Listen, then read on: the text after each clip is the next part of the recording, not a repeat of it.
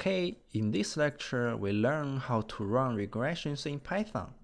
Here, I have imported the commercial rent dataset, and you can find it in our course shared Google Drive folder. You can see here we got 5 variables. Their names are pretty straightforward. Just notice that SQ footage means square footage.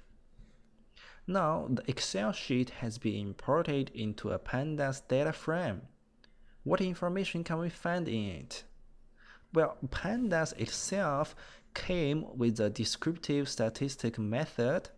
You simply call the describe function, and you get it. You can find almost every statistics you need here. The number of observations, the mean, the standard deviation, so on and so forth. But we care more about regression analysis. It offers much more insights than just descriptive statistics. First, let's do a simple linear regression, which is just one dependent variable and one independent variable. Here, we're going to use a statistical package for the Python called statsModel. The import line would be import statsModel dot API as SM. That's it. Here we give it a nickname called SM.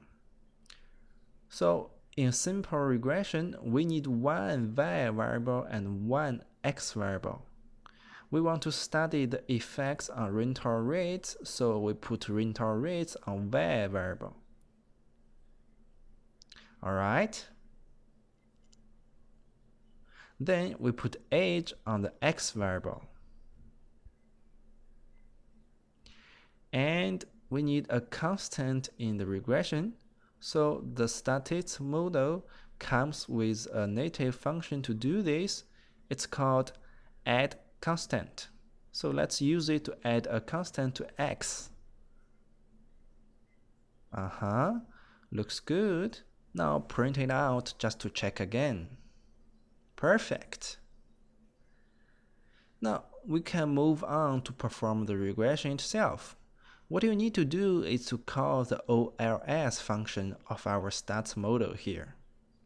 So st equals sm dot OLS. And we give our prepared y and x variables to it. This line won't actually redo the regression. It merely creates an object. To carry out the regression itself, we need to fit the regression by running est.fit. Then we display the statistics by calling the summary function. Okay, run this, and we got plenty of information on the regression. If you are going to do a multiple regression with more than one independent variable, all you have to do is to modify the x. The x is indeed a matrix with all the independent variables and a constant.